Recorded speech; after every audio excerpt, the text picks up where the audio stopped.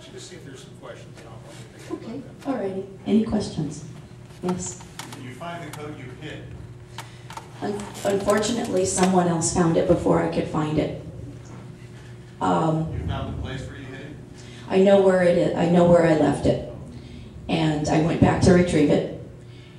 And it is my belief that I was beaten there by just maybe days or hours by someone, and I hate to think it was someone in this community, but you know, I don't know. And I had later heard from a Swiss journalist that he spotted my mother's papers for sale on the internet somewhere, and I don't know where. Interesting. This case does have some interesting quirks.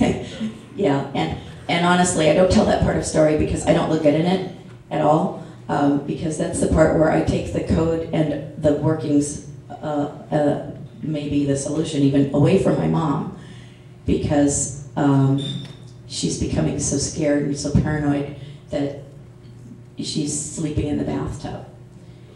And I just can't stand to see her go through that. So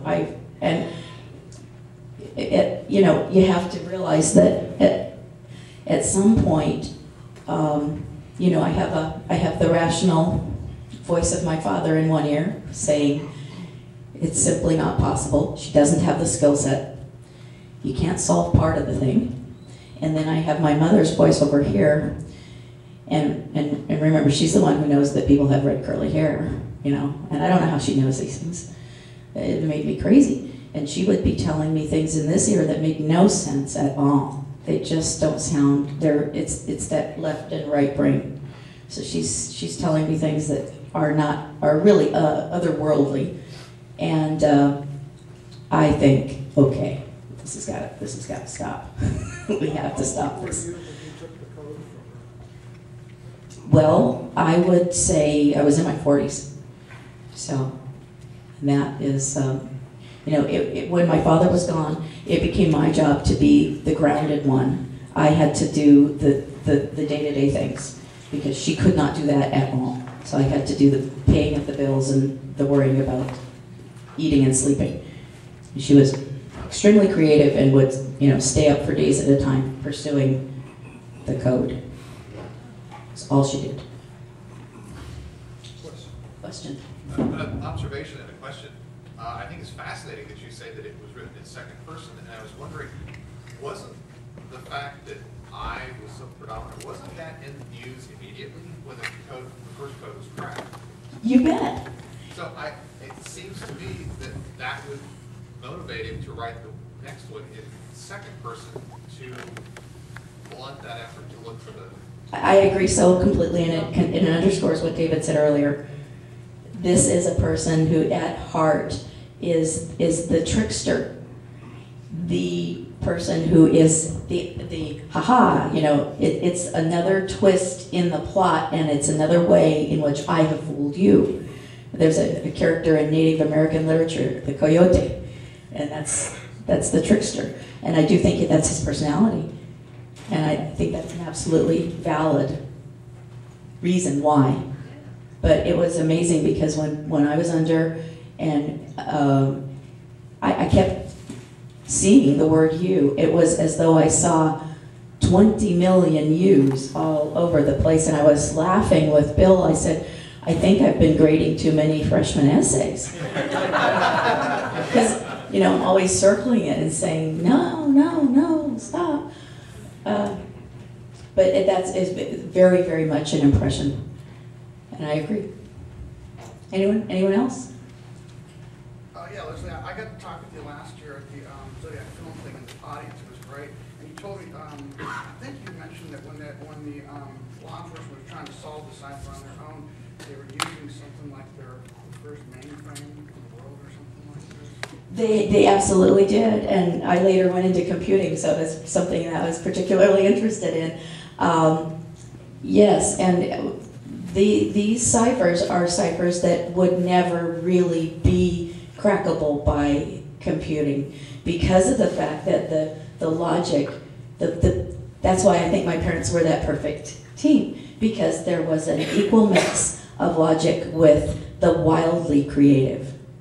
And I think there is an absolute, I just, keep going back to what David said in the profile, a very, very intelligent person who may be self-taught, maybe not,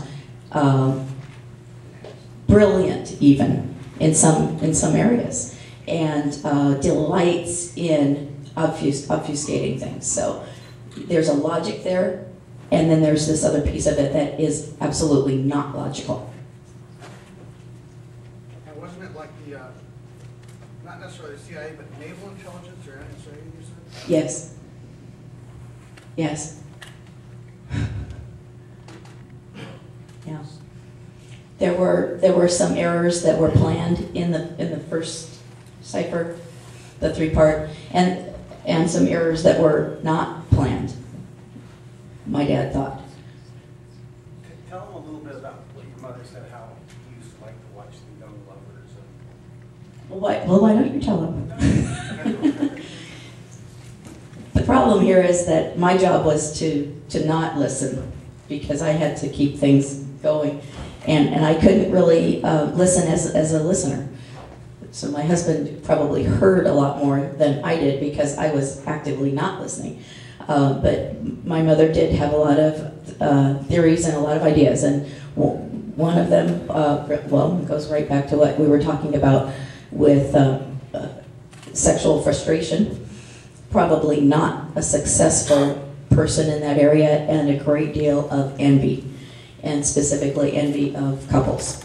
And that was something that she talked about a lot. And that probably is seen in some of the way some of the murders are conducted, you talked about. And I think that she had some things that she told me, and maybe Bill, you remember when we were doing our session, she did talk about the disfigurement of some of the female bodies, and that there was some damage done to the lips.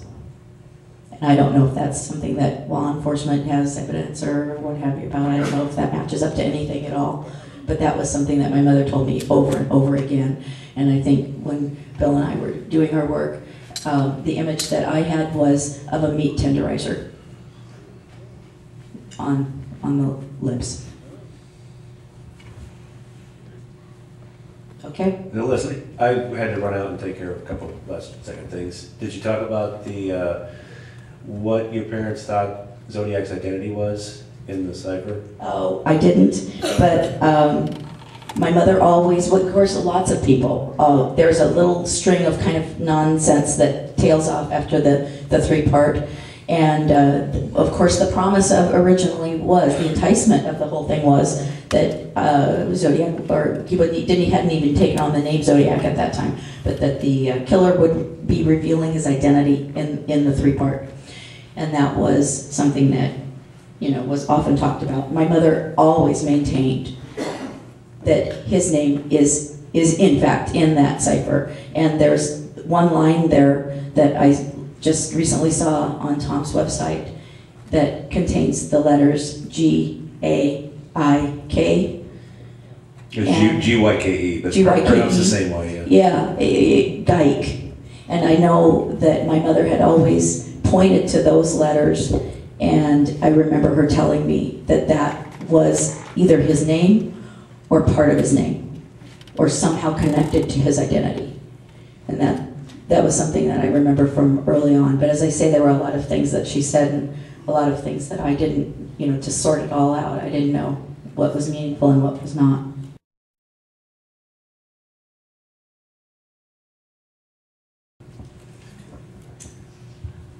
Thank you, everybody. Leslie, thanks for being here.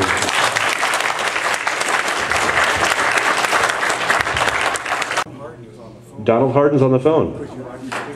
What? It'd probably be better if you did. He knows. Leslie, you talk to him. I don't know what to say. I would just say thanks, Don, for. Well, aren't you glad you didn't leave? This is my father-in-law, the guy that cracked the code. Yeah, Don Hardin. He's usually credited with solving the whole thing himself, but you've learned that's not true. Okay, thank you. I don't know what you'll have to say, but Okay. look at his oxygen. And I have a quick picture of it too.